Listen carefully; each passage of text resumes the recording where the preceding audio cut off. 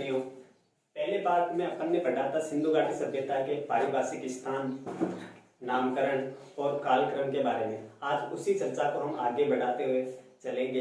इससे पहले मैं आपसे कहना चाहूंगा कि अपन सिंधु घाटी सभ्यता के पूरा का पूरा जो चैप्टर है उसको हम विभिन्न भागों में बांटकर पढ़ेंगे।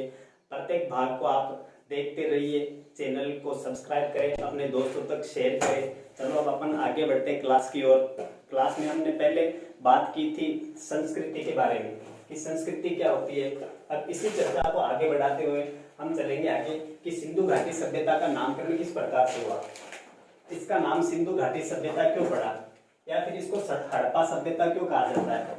सिंधु घाटी सभ्यता, देखो इसको सिंधु घाटी सभ्यता क्यों कहा जाता है, क्योंकि सिंधु घाटी सभ्यता सिंधु नदी के आसपास विकसित होने के कारण, सिंधु घाटी सभ्यता जो है वो किसके पास में विकसित हुई थी, सिंधु नदी के आसपास में विकसित होने के कारण इस सभ्यता का नाम सिंधु घाटी सभ्यता पड़ा। जैसे कि अपने 11वीं क्लास में पढ़ा था कि मेसोपोटामिया की जो सभ्यता थी वो दजला और फरात नदी के किनारे पर मिली थी। इसी प्रकार से जो सिंधु घाटी सभ्यता है वो कहाँ पे मिली, हमें सिंधु नदी के आसपास के क्षेत्र में मिली है। तो अब बात ये आती है कि ये लोग ये जो सभ्यताएं हमें नदियों के किनारे पे ही क्यों आकर मिली। तो इसका कारण ये है कि नदियों के आसपास का जो क्षेत्र होता था वो उपजाऊ होता था और पर्याप्त पानी की व्यवस्था हो जाती थी, इसलिए जितनी भी बस्तियां बसी हुई थी वो नदियों के किनारे पे बसी हुई थी। तो सिंधु घाटी सभ्यता का जो नाम हुआ है वो सिंधु नदी के आसपास में विकसित होने के कारण इसका नाम सिंधु घाटी सभ्यता पड़ा है। अब देखो यहाँ से जो जितने भी जम्मू कश्मीर की तरफ से एक झेलम नदी आ रही है, इधर से चेनाब है, रावी नदी है, ये सारी की सारी जो नदियां हैं वो किसकी सहायक नदियां हैं, सिंधु नदी की सहायक नदियां है।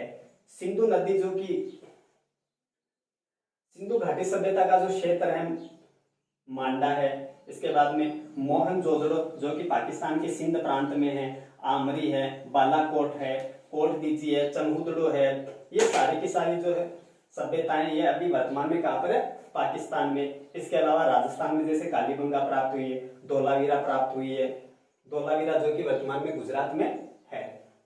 इसके बाद में कि इसको हड़प्पा सभ्यता क्यों कहा जाता है, वर्तमान में इसका जो नाम है वो हड़प्पा सभ्यता है। अब सिंधु घाटी सभ्यता को हड़प्पा सभ्यता क्यों कहा जाता है, इसको मोहनजोदड़ो क्यों नाम नहीं दिया गया, इसके अलावा कालीबंगा नाम क्यों नहीं दिया गया, इसको नाम हड़प्पाई क्यों दिया गया। इसका कारण ये क्योंकि हड़प्पा जो है वो सर्वप्रथम खोजा गया स्थल है, सर्वप्रथम खोजा गया स्थल होने के कारण इसको क्या कहा जाता है, हड़प्पा सभ्यता कहा जाता है।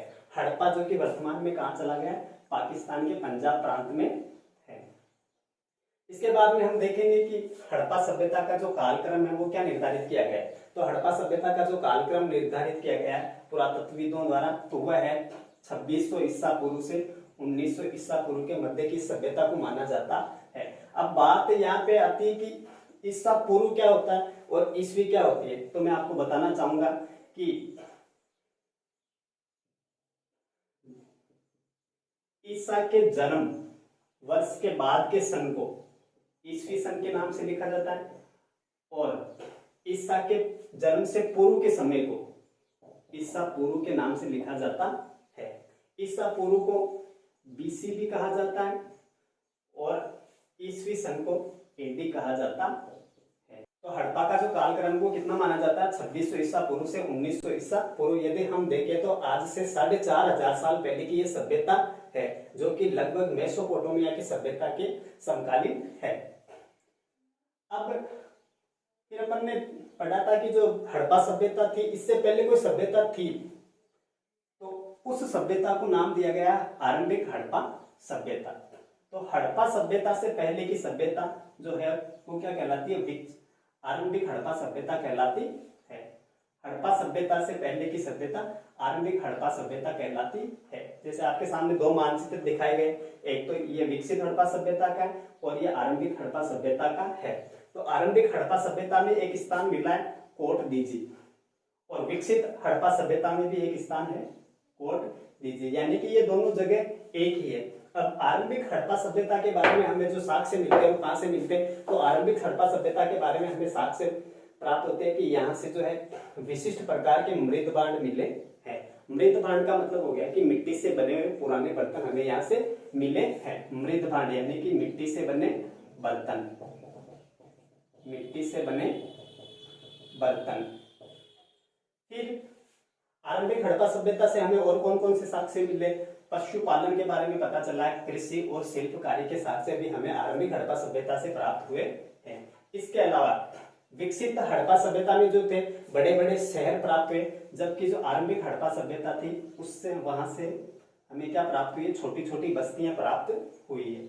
इसके अलावा आरंभिक हड़प्पा सभ्यता, हड़प्पा के मध्य क्रमभंग, यानी कि आरंभिक हड़प्पा सभ्यता के बीच में और हड़प्पा सभ्यता जो विकसित है इसके बीच में क्रम भंग पाया जाता है, यानी कि कुछ समय के लिए ये नष्ट हुई है। कुछ स्थानों पर जलाए जाने के संकेत प्राप्त होते हैं।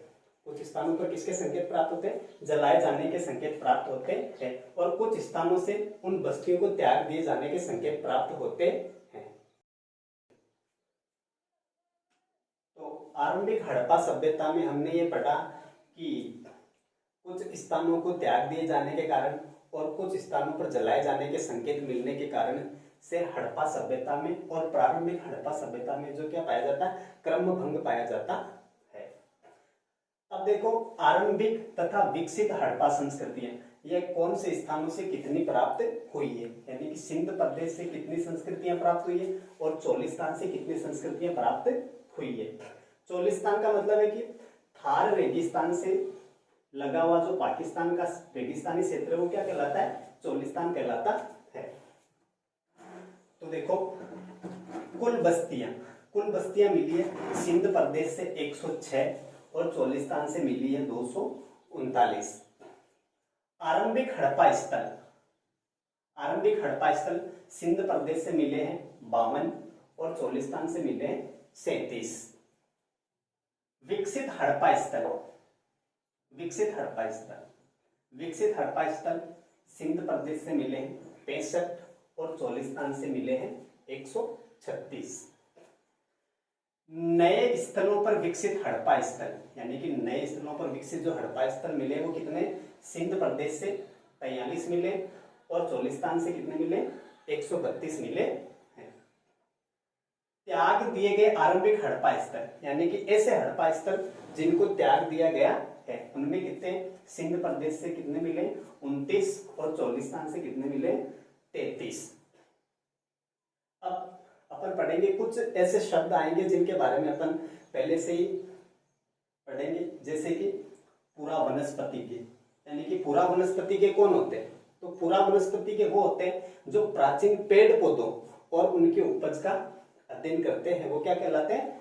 पूरा वनस्पति के कहलाते हैं। यानी कि जो प्राचीन पेड़ पौधों के बारे में अध्ययन करते हैं, उनकी उपज के बारे में अध्ययन करते हैं, वो क्या कहलाते हैं? पूरा वनस्पति के कहलाते हैं। फिर एक शब्द आएगा पूरा प्राणी विज्ञानी। पूरा प्राणी विज्ञानी कौन होते हैं? यानी कि वे लोग जो प्राचीन जीव जंतुओं के अवशेषों की हड्डियों का अध्ययन करते हैं, वो क्या कहलाते हैं? पूरा प्राणी विज्ञानी। एक शब्द आएगा पुरातत्वविद, यानी कि जो प्राचीन स्थलों की खोज करते हैं वो क्या कहलाते हैं? पुरातत्वविद कहलाते हैं। तो अपन ने 2 पॉइंट पढ़ लिए। पहला पढ़ा था पारिभाषिक शब्द नामकरण और कालक्रम के बारे में, और दूसरा अपन ने पढ़ा था आरंभिक हड़प्पा सभ्यता और विकसित हड़प्पा सभ्यता के बारे में। अब तीसरा जो भाग है वो अपन पढ़ेंगे निर्वाह के तरीके, यानी कि हड़प्पा सभ्यता के जो लोग थे वो किस प्रकार से अपना जीवन यापन करते थे, किस प्रकार से उनका निर्वाह का तरीका था, क्या खाते थे, क्या पीते थे, कैसा उनका रहन सहन था। तो निर्वाह के तरीके के बारे में पढ़ेंगे। तो निर्वाह के तरीके में देखो, जानवरों से प्राप्त भोजन जैसे मछली और पक्षियों की हड्डियों का मिलना, यानी कि मछली की और पक्षियों की हड्डियों के मिलने से ये पता चलता है कि ये लोग खाने के लिए मांस का उपयोग करते थे, जैसे कि सूअर, हिरण, घड़ियाल, इनकी हड्डियों का मिलना, और मवेशियों में जैसे भेड़, बकरी, भैंस आदि की हड्डियों का मिलना। इससे ये पता चलता है कि ये लोग कई बकरी, भेड़, भैंस आदि को पालते होंगे और कहीं न कहीं इनका मांस भी खाते होंगे, या तो ये खुद शिकार करते होंगे या फिर कई और जगह से मांस मंगवाते होंगे। तो निर्वाह के तरीकों में अपन पढ़ेंगे सबसे पहले कृषि प्रौद्योगिकी के बारे में, कि इनको खेती का ज्ञान था या नहीं।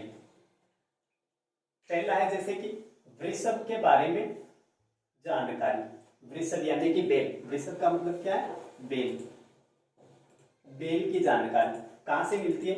मोहरों के रेखांकन, यानी कि हड़प्पा सभ्यता की जो मोहर है उन पर किसका रेखांकन, किसका अंकन मिलता है? बेल का अंकन मिलता है। और कई कई जगहों पर बेल की क्या मिली है? मृण मूर्तियां मिली है। मृण मूर्तियां यानी कि मिट्टी से बनी हुई मूर्तियां प्राप्त हुई। इससे ये पता चलता है कि हड़प्पा वासियों का किसका पालतू जानवर तो जो था वो कौन सा था? वृषभ था। इस वृषभ को क्या काम में लेते होंगे?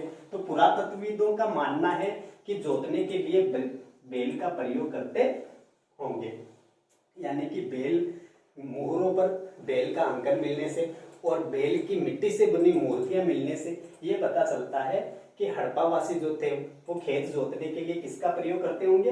बेल का प्रयोग करते होंगे। दूसरा है कि बनावली हरियाणा, कहां से?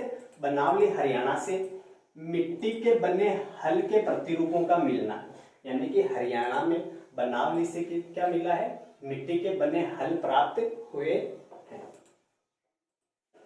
कालीबंगन राजस्थान से, कालीबंगा कहां पर है? राजस्थान में। यहां से जुते हुए खेत के साक्ष्य मिले। कालीबंगा से किस प्रकार के साक्ष्य प्राप्त हुए? जुते हुए खेत के साक्ष्य मिले। ये जुते हुए खेत के साक्ष्य ये दर्शाते हैं कि एक साथ दो अलग अलग फसलें उगाई जाती थी। जिस प्रकार की अपन बारिश के समय में बाजरा बीजते हैं, गंवार बीजते हैं और भी फसलें बोते हैं, यानी कि एक से ज्यादा फसलें बोते हैं। तो जुते हुए खेत के जो साक्ष्य दर्शाते हुए दर्शाते हैं कि हड़प्पावासी जो थे वो एक समय में दो अलग अलग फसलें उगाते थे। फसलों की कटाई के लिए प्रयुक्त औजार, यानी कि फसलों की कटाई के लिए क्या क्या काम में लेते होंगे? औजार काम में लेते होंगे। यानी कि कई जगहों से क्या मिले? पत्थर से बने कुछ औजार मिले, जिससे ये पता चलता है कि हड़प्पावासी जो है वो फसलों को काटने के लिए किसके औजार काम में लेते होंगे? पत्थर से बने औजार काम में लेते होंगे।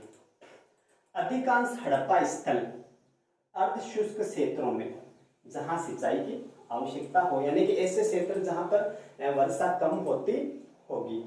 तो अधिकांश जो हड़प्पा स्थल है वो कहां पर? अर्ध शुष्क क्षेत्रों में, जहां से किसके अवशेष मिलते हैं? सिंचाई के अवशेष मिलते हैं। सिंचाई के अवशेष कैसे मिलते हैं? जैसे कि अफगानिस्तान में शोरतगुई से किसके अवशेष प्राप्त हुए? नहरों के अवशेष मिले हैं।